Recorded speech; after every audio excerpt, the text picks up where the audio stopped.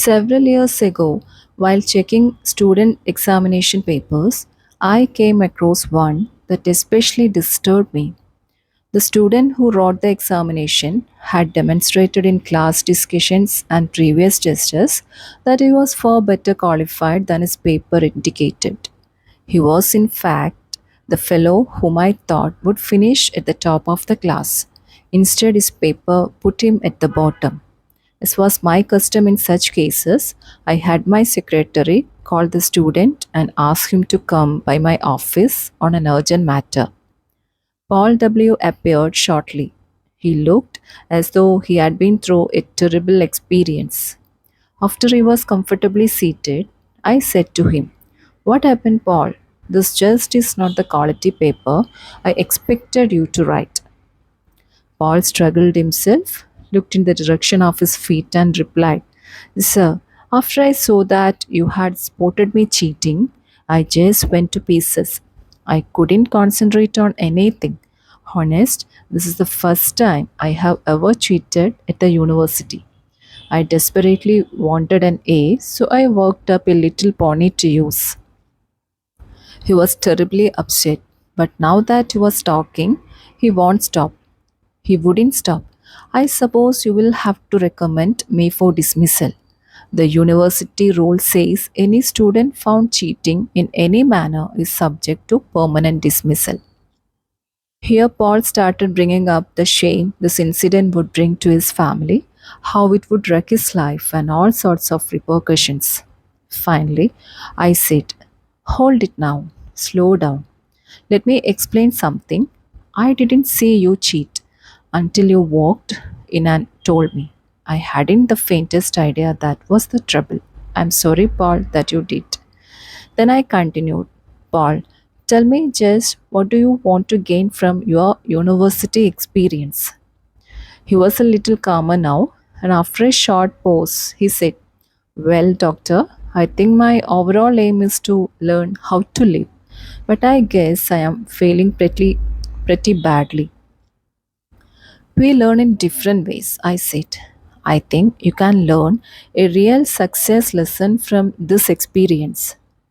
When you used your pony in the, your conscience bothered you terribly.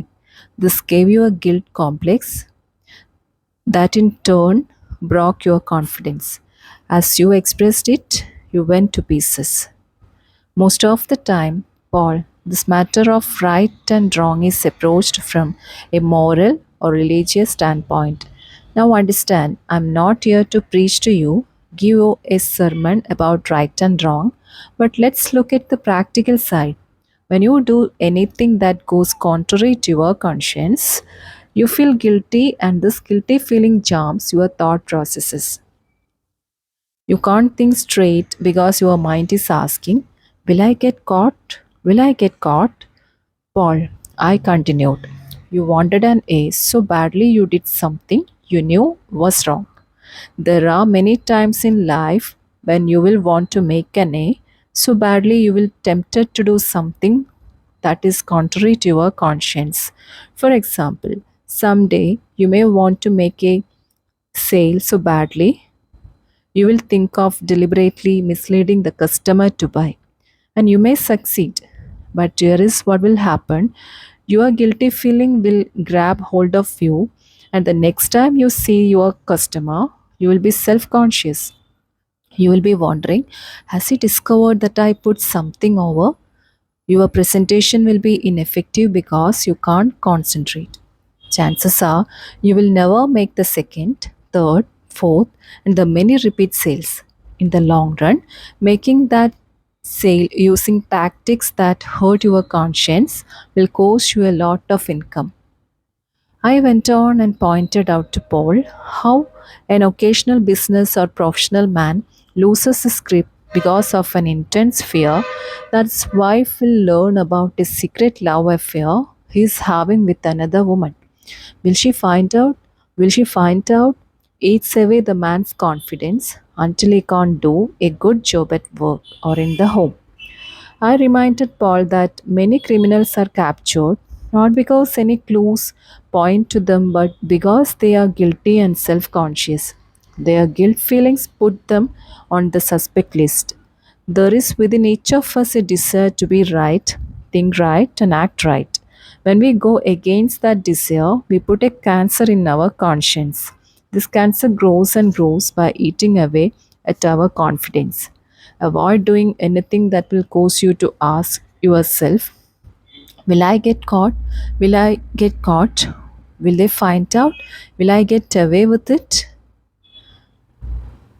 Don't try to make an A if it means violating your confidence. Paul, I'm pleased to say, got the point. He learned the practical value of doing what is right. I then proposed he sit down and retake the examination. In answer to his question, but what about my dismissal, sir? I said, I know what the regulations say about cheating, but you know, if we dismissed all students who have cheated in any way, half the professors would have to leave. And if we dismissed all students who thought about cheating, the university would have to shut down. So I am forgetting this whole incident if you will do me a favor. Gladly, he said. I walked over to my bookshelf, took down my personal copy of 50 years within 50 years with the golden rule and said, Paul, read this book and return it. See how See how, in Jesse Penny's own words, just doing what is right made him one of America's richest men. Doing what is right keeps your conscience satisfied, and this builds self confidence. When we do what is known to be wrong, two negative things happen. First, we will feel guilt, and this guilt eats away confidence. Second, other people sooner or later find out and lose confidence in us. Do what is right and keep your confidence. That's thinking yourself to success. Here is a psychological principle that is worth reading over 25 times. Read it until it absolutely saturates you. To think confidently, act confidently. The great psychologist Dr. George W. Crane said in his famous book, Applied Psychology, remember, motions are the Motions are the precursors of emotions. You can't control the latter directly but only through your choice of motions or actions. To avoid this all too to avoid this all too common tragedy, become aware of the true psychological facts. Go through the proper motions each day, and you will soon begin to feel the corresponding emotions. Just be sure you and your mate go through those emotions of dates and kisses, the phrasing of sincere daily compliments, plus the many other little courtesies. And you need not worry about the emotion of love. You can't act devoted for very long without feeling devoted. Psychologists tell us we can change our attitudes by changing our physical actions. For example, you actually feel more like smiling if you make yourself smile.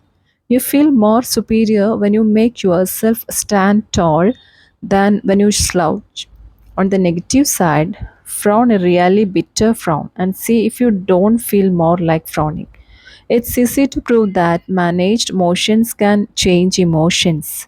People who are shy in introducing themselves can replace the can replace this timidity with confidence just by taking three simple actions simultaneously. First, reach for the other person's hand and clasp it warmly. Second, look directly at the other person. And third, say, I am very glad to know you. I am very glad to see you. These three simple actions automatically and instantaneously banish shyness. Confident action produces confident thinking. So, to think confidently, act the way you want to feel. Below are 5 confidence building exercises. Read these guides carefully, then make a conscious effort to practice them and build your confidence. 1. Be a front seater. Ever notice in meetings, in church, classrooms, and other kinds of assemblies how the back seats fill up first? Most folks scramble to sit in the back rows so they won't be too so they won't be too conspicuous. And the reason they are afraid to be conspicuous is that they lack confidence. Sitting up friend builders confidence. Practices.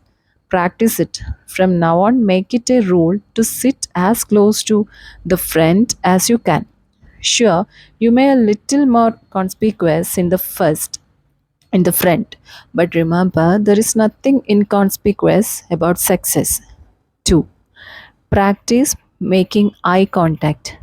How a person uses his eyes tells us a lot about him. Instinctively, you ask yourself questions about the fellow who doesn't look you in the eye. What he is trying to hide? What is he afraid of? Is he trying to put something over on me? Is he holding something back? Usually, failure to make eye contact says one of two things.